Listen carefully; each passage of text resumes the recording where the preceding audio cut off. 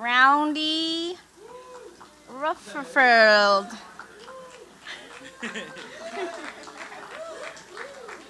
Thank you for that introduction, Mae. You're welcome. Ladies and gentlemen of ISCA, welcome to Color Pop with Mae Adao. She took first place last year in Outstanding Color Technique. She's adorable, she's charming. Please welcome Mae Adao.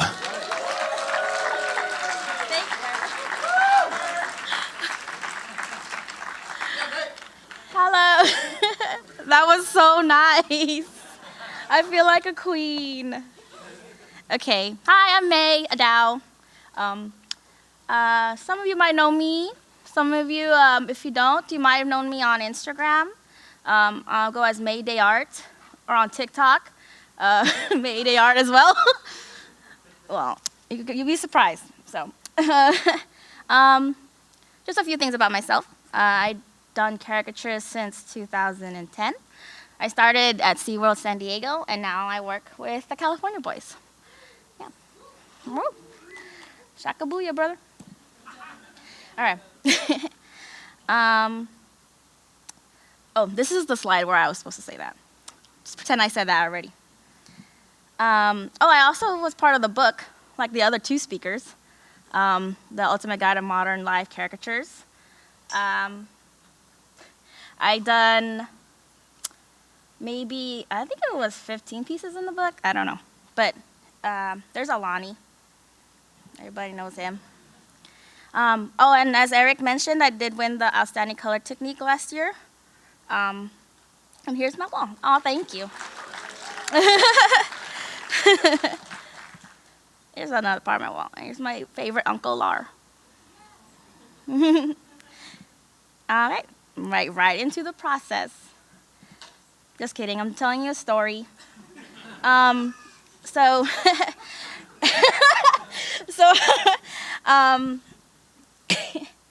can you guys see me in the front? No? Okay. That's fine. As you know, that I use a lot of colored lines in my artwork and my caricatures. I actually started doing that as a fluke. It was a total mistake because one day I was doing an event and I forgot my art box and I had no markers, just like a few color sticks from my friend Marcus. And so I walked over across the street and I bought me a box of Crayola markers. And I was thinking like, yeah, I could do this. Like, I could channel my inner Lindsay Oliveras. How you guys know about her? She's an amazing artist. She does really good cartoon style with markers and very bold strikes and just overall amazing artwork. So I was like, okay, I could do this. I could channel my inner Lindsay. So I chose to get the purple marker because at the time I was like obsessed with purple. And this was my first drawing, my first colored marker drawing of Patrick Martinez. He's a caricature artist out in Texas. And this is him like crushing the Alamo. As you can see, there's like little tiny clouds. So yeah, I just wanted to tell this story because like my journey to what I've been doing recently has been like, it was just a total like mistake. And that, there's no mistakes, just happy accidents. Rest in peace, Father Bob Ross.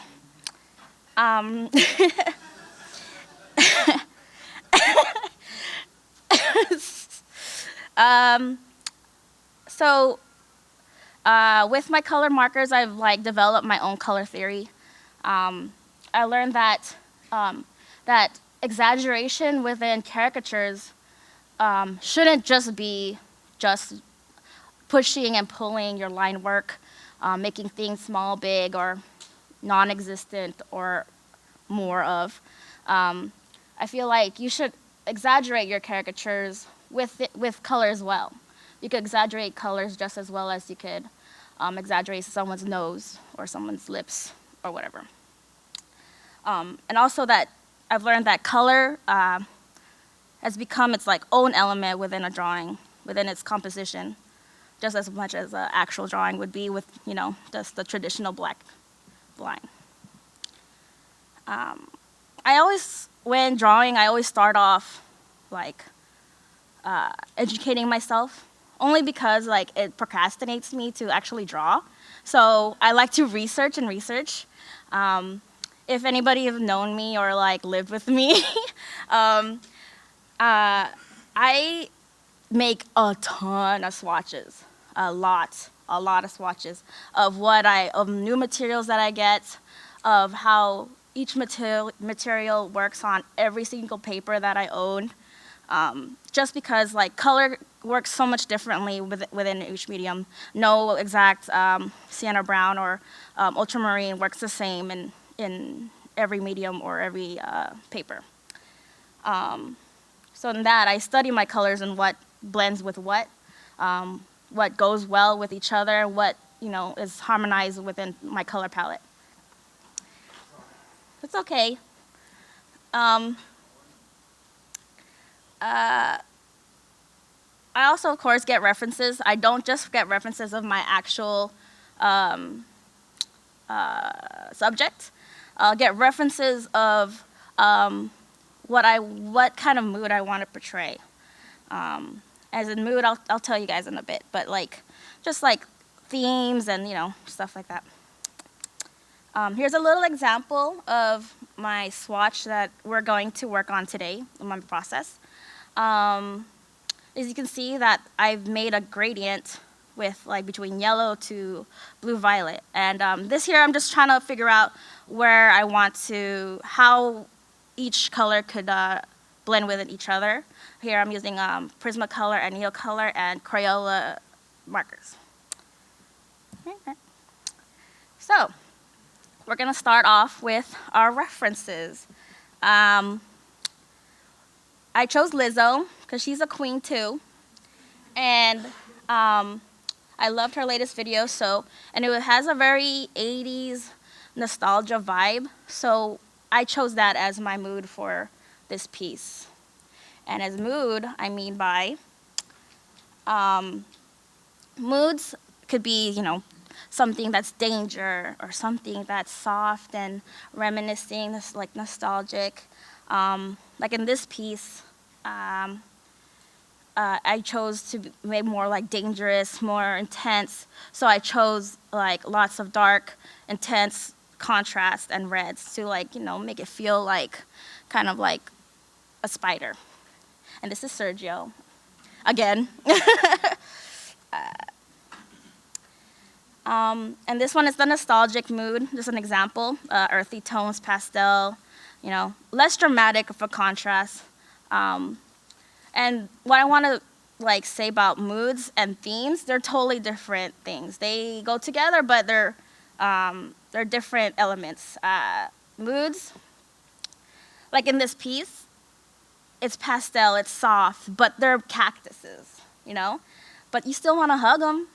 They're soft, but they're cactus babies. So that's what I mean by moods. There's still something it's totally different than the actual theme. So, starting off with the line work, I usually start with a middle value line work, only because I could further on my line work with deeper contrast and darker values. I usually go over my lines with a darker value, so that I could get more of a contrast or more of a range. So that's why I start with a middle value, so I could keep going, keep furthering my values through that. And in values, of course, everybody knows about highlights, mid values, and dark values. I really focus on these elements, just because just like how caricatures could be exaggerated, values could also be exaggerated to create a more interesting piece. And I'll show you in the next ones. Oh, here's just more practice of me doing more values. I feel like Inktober is a good, practice for our values, but if you want to like make more colorful drawings, just do the same what you do in black and white with just a monochrome like blue, purple, whatever. This is my egg. It's supposed to be a circle, but it was an egg. I usually start off when I'm doing my caricature life pieces. I'll start off with seeing where I could go with likeness, but as minimal as I can when it comes to color, because I know that if I use the things that I know within value, that I could come back and then like change a little few things. But first, I want to put like a base layer down of like sienna brown. Sienna brown is like a really good reddish mid-tone color. It's really good at blendable, especially of the Neo Color brand. I choose yellow as my highlight because it's my lightest value color, right? I chose magenta as my darkest value, or dark value, to put my shadows, block shadows, and stuff like that.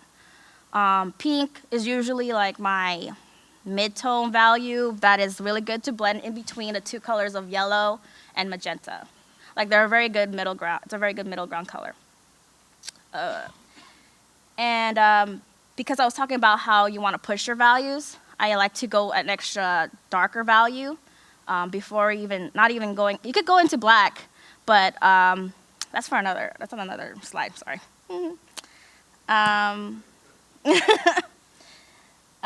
So here, yeah, I just did what I was saying. I blocked off what I think that like needs to go where, put a little bit of darker values in there just to know where I'm trying to like, just to block off my shapes and my color.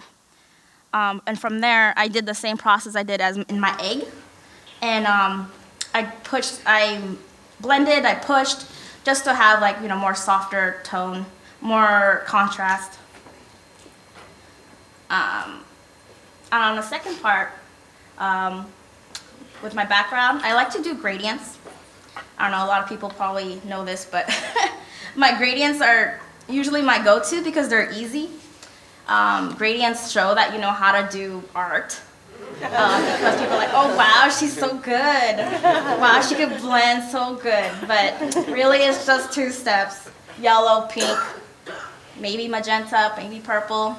Yeah, it just shows like more that you could add a lot without doing a lot. Yeah. I also like to add the highlights around this area too. Like ambient lighting, because it's a sunset and I was going for like an 80s theme, like things start to get like really fuzzy. So I wanted to make a little bit of ambience. But from here, I want to push because if you see here, the background and the foreground, it's very mid-tone. Like it's almost, maybe my darkest tones are like in the hair area, maybe the eyebrows, the eyes. But I feel like it's still really mid, and I think that, but just by pushing it more and creating a more contrast of value between your foreground and your background, you could really push your drawing into another level, more depth, more dimension, adding highlights, of course, and just adding more values, like in like whites of the eyes or teeth, just to keep how you see how she's darker in the foreground and rather in the sunset in the background. Just shows that, like, like it shows that she's up front, like she's standing in front of a sunset, being like a glowing goddess. I like to use a lot of extra stuff, and lately I've been doing a lot of fluorescent stuff and like a lot of highlights and stars and whatnot. And these little things really bring out like a drawing significantly, only because from the last slide, you saw that we pushed the values higher, but you can even push your contrast even higher if you like lay even wider whites, like not as much, but like a 10%, maybe like 0.5%. I don't know how math works. On top of like where the eyes, nose, things that like little things like that really bring out more contrast to like really exaggerate your style, I guess. And because I'm extra trash, I like to add like crack here and there, you know, like stars, sparklies, Lizzo's name, just in case you don't know who it is, you know, all this stuff that just to like add like style, add like more flavor, whatever that you as an individual want as your own aesthetic. Like this is kind of like my aesthetic, like how I like to see like really glittery like stuff like that, you know. Oh yeah, this, I just wanted to show that in the previous steps, a lot would say like, oh yeah, the one on the left is very done. That's done, sell it, $25. But it definitely is, even with like the color theory and like the line markers, it is definitely missing a lot of, it could be pushed to another level. It's missing a lot of elements. And it should show that if you know, take another 20 minutes, 1 hour, 2 hours, and you could really push your, you know, your drawing as much as you can work on it, and add just another level of your work, just by taking more time and more effort. These are just examples. A few commission works I've done recently of that. You could apply your these techniques onto different mediums. On the one on the left is marker, and the one on the right is watercolor.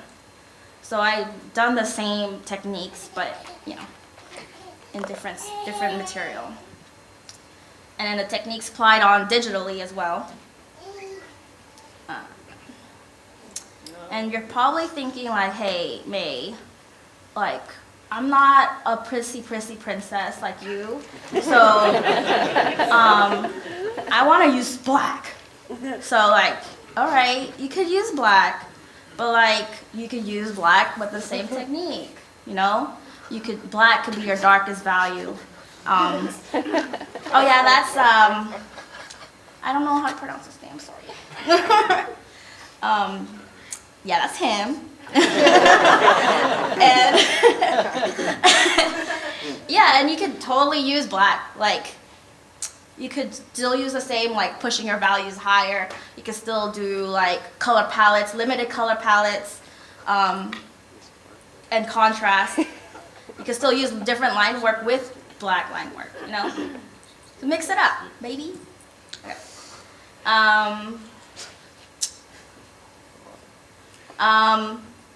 Oh, this is my muted color example. Like, I do the same techniques with muted colors. Oh, this is Hitomi, buddy. I love her artwork. Yeah. Here's some inspiration that I've had with my color palettes. I really love, what's this called again? Holographic. And I love these shoes. So, naturally, I'm gonna create what I love. So I use a lot of the same kind of like feeling, mood, I guess, to recreate like color palettes from what I really like. I also love cartoons like Steven Universe, and I like to recreate like the same moods that like some cartoons give out, you know? Like here's a love, Amy and Ian. Everybody knows that I love blue, ultramarine blue. And I create a lot of illustrations using just this one color and adding maybe a 60% blue, how does math work again? 30% another color, 10% another color. Because I feel like when you use like a monochromatic technique, if you just add like you could add an extra depth by using analogous colors or contrasting colors, but in a very like monochromatic, but then you add something, a little bit of flavor, like Bob Ross would say. Oh, here's some more blue. This is some fan art. Oh, I also love um, primary palettes. One of my latest caricatures of me and Billie Eyelash. And of course, you know me, I love my gradients. I love my sunset, purple, pink, yellow. Oh yeah, here's a surprise, everybody. There's gonna be a color drawing challenge if you want. You don't have to do it, it's not mandatory. There's no sign up or anything. But like, we've given out some, I don't know if everybody got one. Is there enough for everybody? All right, if you guys don't got one, Corey could give you guys some. But I got some markers, and what I want you guys to do is use that markers within a color palette. It doesn't have to be the line work. It don't gotta be, entirely that color.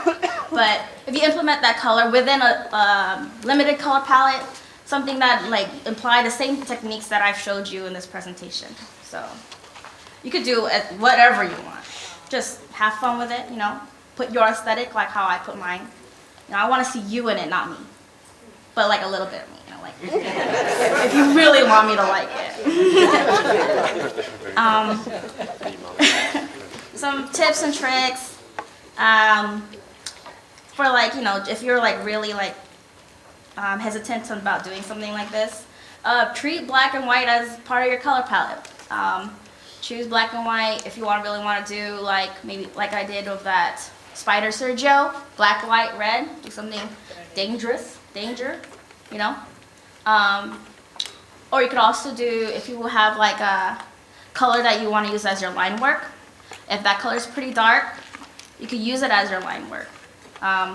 It's usually it's easy. You don't have to do that, but it's very easy to draw a drawing and have used your darkest value as your line work. Keep it simple. If you want to do 3 colors, like I said earlier, that's cool. It's the easiest because it definitely pushes you to learn more about value. You know, choose your 3 colors. Then you gotta really think. Well, which color is my mid-tone? Where am I gonna put that? Is that a place where a highlight should be? You know, like you gotta really problem solve. You know. And I put color hierarchy. Oh, I mentioned that earlier. You know, if you want to do a monochromatic, you know, do the majority of a color, but using its values of just that color, and then you can go in and add other colors just to make it pop. Stay consistent. Don't try to be like, oh, but her hair is not pink. Well, whatever, draw pink, but you know, just make it work. Like, you could just redo it, it's fine. But if you stay consistent within your color palette, it teaches you more how to learn how to stay within that color palette and be more problem solving.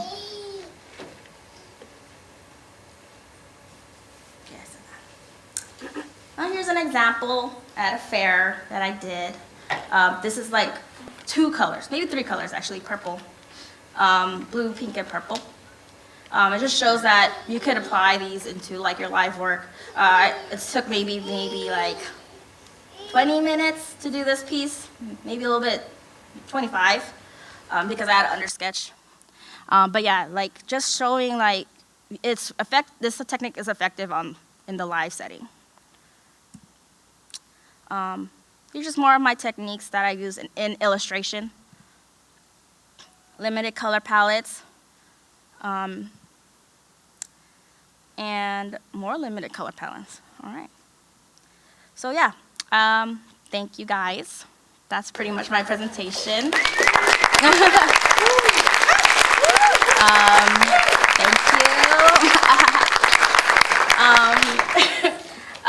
Yeah, so if you guys have any questions, I also brought that Lizzo drawing, so if anybody wants to come up and see it, I have it here with some swatches. It looks way better in person, but like all my art doesn't have.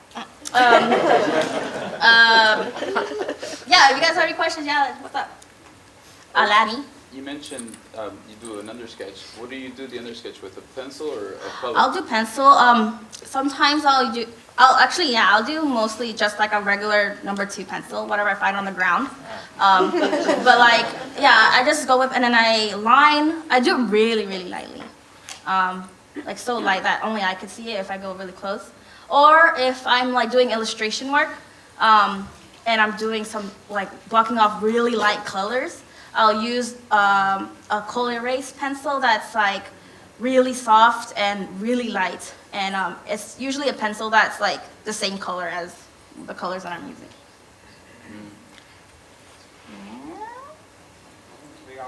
Mary Kate? What do you use for your really bright white highlights? I'll use a whiteout Presto brand. I'll use like dollar store whiteout sometimes. Yeah, just anything that's. I usually will I'll do paint marker sometimes, but it's not always opaque as whiteout. But sometimes I like the kind of like subtleness of marker. Sorry, Hill. For the slide with the muted colors, what did you mean by that they're muted? Or what makes them muted? Oh, okay. So muted as in like there's more gray tones in it. Like there's more gray added to more than what I usually do. Like I have very bright, like my colors are usually very bright and usually no gray is added.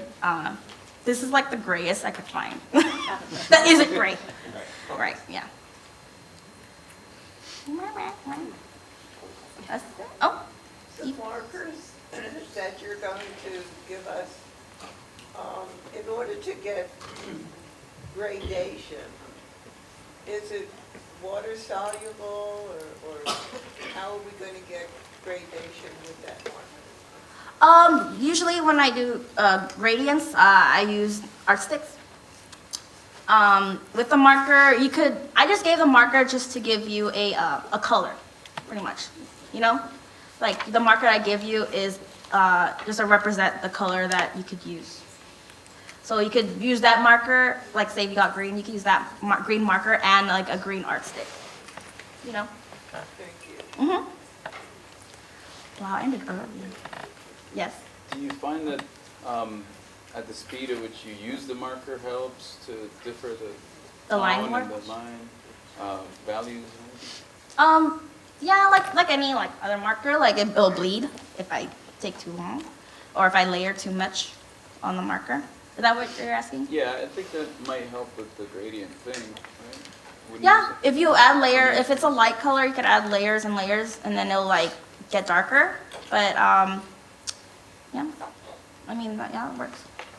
But these are Crayola markers, so like, don't expect a lot from them. I mean, they're a good marker. They're very bright, vibrant, but they are cheap. They're literally just water. So. Oh, yeah. Do you use a particular fixative to protect your artwork? No.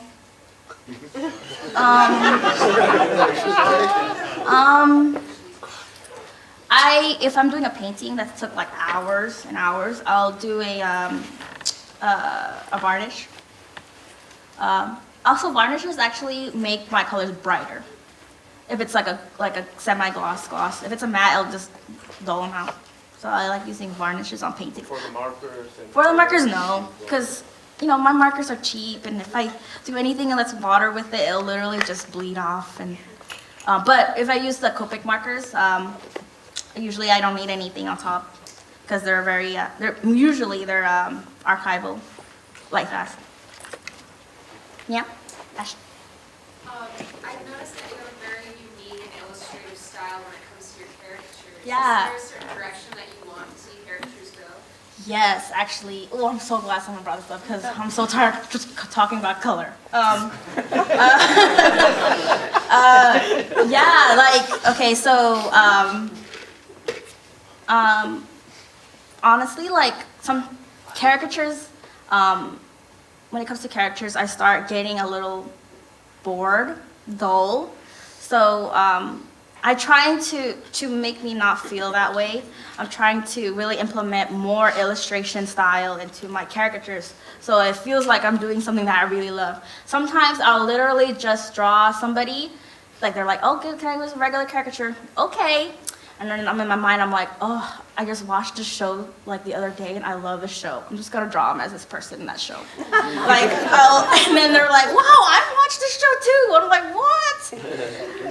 I can do that." And so yeah, like, that's why I love drawing bodies, even if they don't ask. Like, I'll just draw. I love wait, which one did I did?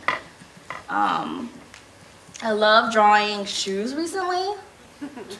Like, my shoes ain't that big, but I love shoes. So I'm like, I could, any chance I see someone with some fresh kicks, I'm like, "Can I draw you, please?" And I'll just draw like half the page their shoes. So, yeah. I hope that answered your question. Okay, cool. Eric. When can we talk about color again? That's not my question. I was just making a joke. When you said Okay, well, if anybody else has a question. no, It was. when you said like his hair's not pink, but you want to stick with those same colors. Like Yes. how do you decide?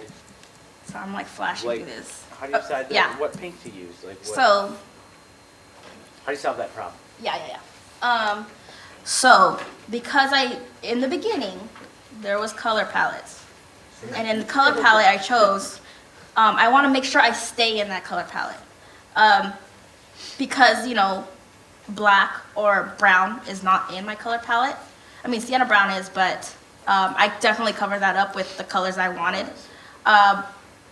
I think of the hair as like just values. Like if I could just see it in black and white, I'll use my black, which is my purples, and my browns, which is my midtones, and I just use that and I go with it, right? It'll read like how this. It doesn't. Her hair is not pink, but because of my overall like drawing, because the purples are my darkest value, it reads as dark, like black. Yes, back here. I mean, it doesn't read entirely that way. Like the likeness is not as good as it would just be like a portrait, But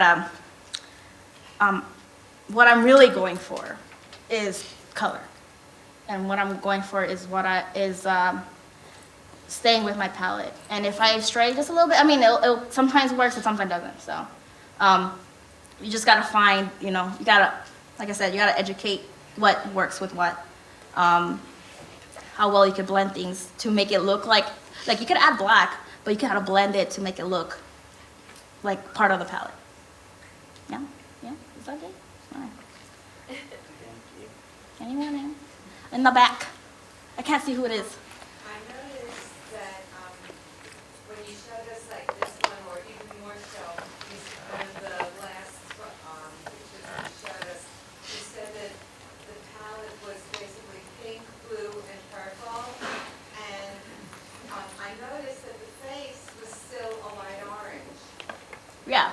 So you don't apply your color palette to the skin tone? Are you talking about this one? No, it was a picture of like two or three people, and it was pink, blue, purple near the end of your presentation. Before that, thanks for doing that. No, it's okay. We have like 30 more minutes. This one? No, before that one. Before? This one? No, it was just a single picture of pink, blue, purple. You said was the palette. Here, even here, you have palette. Okay. The live sketch. There There's is a live sketch, pink, yeah. purple, blue, your palette, yet the skin tone is still light orange. Yeah. See, it is orange, but it looks orange. And it looks light. But because it's so close to, this orange is very close to, this orange is very close to the pink family, it still works with like the pinks. You know what I'm saying? Like, with analogous colors, the closer you are to hard to explain. You're doing great. Like you could get, if I color pick this right now, if I, get a color dropper and I took this out and I like isolated it, it would probably look more pink than an actual orange. Oh, very interesting. You know? But now, if you were going to be using blue, green for your color palette, are you Oh. going to have sort of a yellowish skin tone? I think I know what you're talking about. Yeah, you had to pass it. You had to say it. I did pass it, hold on. Hold on. Wait. I know it, I know this one, right? Oh, The live drawing. Made a live drawing. So, if it was blue and green, One. would you use a yellow skin? blue, green, and yellow, that's a color palette that I like. It's a chosen color palette. I think yellow goes really good with blue and green. They blend together and they create like a good gradient because they're pretty analogous. I want to find it so bad. Is this one? This one? Yeah. Oh yeah, you're right, huh? Oh yeah, I totally forgot I did that. Yeah, cause she's like a darker girl, I want to just put a little bit of contrast between them. I love contrasting like couples. She's obviously not white, and he's obviously white. So I like to, just to, like I didn't put her exact like skin tone of orange. You know what I'm saying? I added the light just to have that, just to add that little bit of likeness. Yeah. That's. Yeah, that's a good answer? Okay, good. Yeah, like, you can see also, I actually used a little bit more yellow. This is like maybe what I was talking about, 60-30-10, like the hierarchy of color. I used some yellow in his watch. It's a little washed out because of the lighting. And his pants, he got like beige pants, but I used yellow instead of beige. That's a good way to exaggerate color. Like I said an example earlier, not here. If somebody's eyes are hazel, but they lean more towards like a greener side, boy, just go in with seafoam green, straight seafoam green. And if they're like, I don't know, well then add like a little bit of brown, like, hey, are you happy? But seafoam green, and then if your color palette is already out there, you already have this simplified color palette, that pop of green, if it's not color palette, it's not entirely green. That pop of green in their eyes, they're gonna be like, wow, like so much contrast, you're so good. So yeah, like that's a good way to exaggerate your color instead of being like, oh, your eyes are kind of bluish, dark blue. But no, you're all blue. You're true blue. Two people ask same time. Just kidding. Down in front. So when you talk about color family, I'm sorry if this is one of those things that everybody knows what that means. No, it's okay.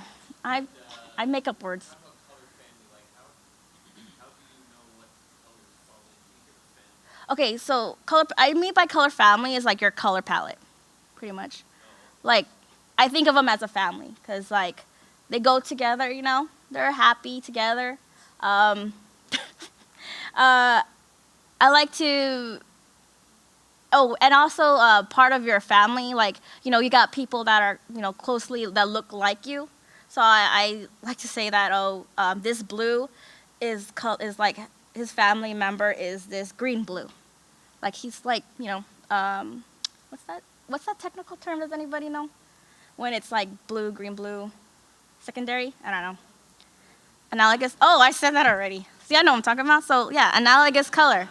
Analogous color is your color family. Like color are people too. So the ones that come together and be loved and together. Okay. Oh, and the guy behind him.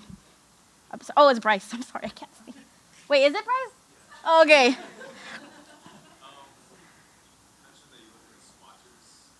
Ooh, let's go.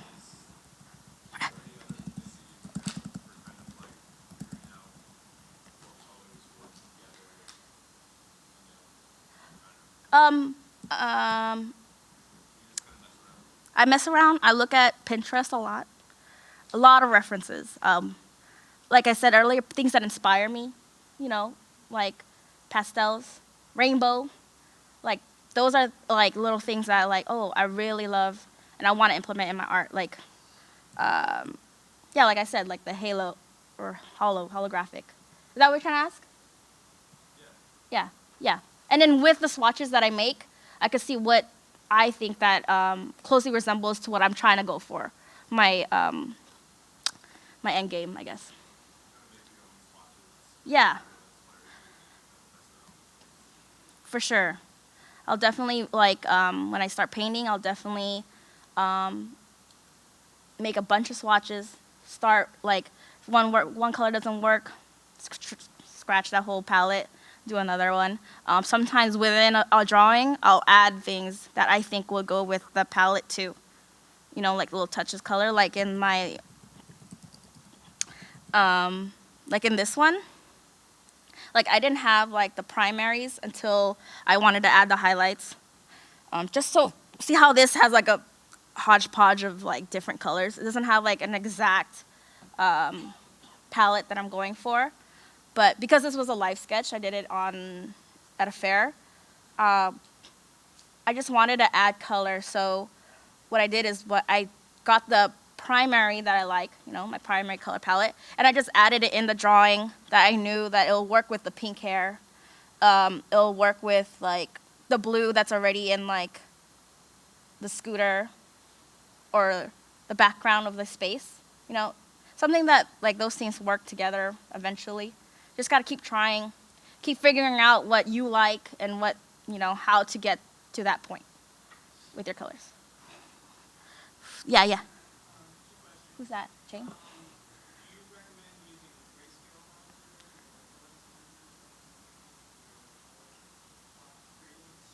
Yeah.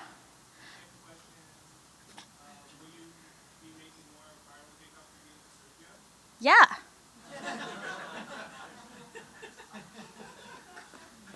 Actually, we'll make one right now.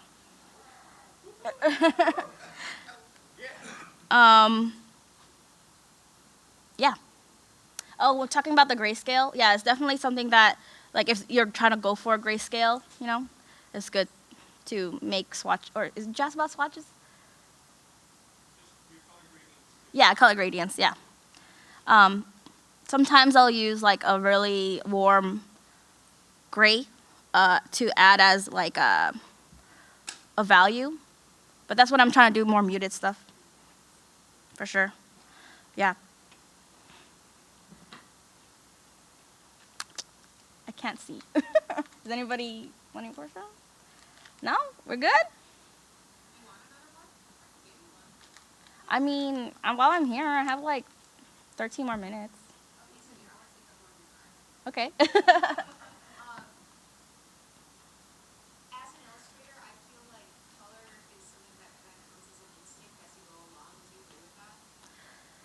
What do you mean by instinct? Like, Knowing what colors you want to choose, what fits well together, especially with a specific drawing or composition, like as you build up your idea of the drawing is going to be, the colors just going to come easier to you. Do you agree with that? yeah, totally. How would you personally suggest building up that kind of instinct or that, I guess, familiarity with color and color design? Definitely. Just doing a lot of swatches. like a lot of mini swatch or mini drawings with those colors that you're trying to go for. If anybody sees my sketchbook, if y'all could go, if you see me in the ballroom, you could ask me to see my sketchbook. But like a lot of my compositions are literally this small. Like I'll do a square, like so tiny, but because I'll do a million of them to fit the page. Like I'll do a million compositions that are this small just to get where I want. And I'll do the same with color, but I don't do it as often now because I already, all the instruments that I have, I already know which colors go where.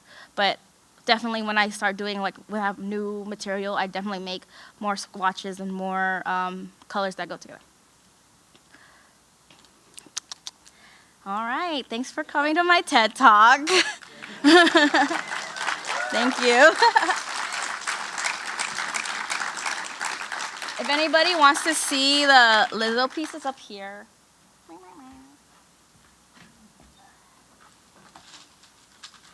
Also, we're gonna do this stuff. If you guys don't want to be in a video, that's fine. Could leave.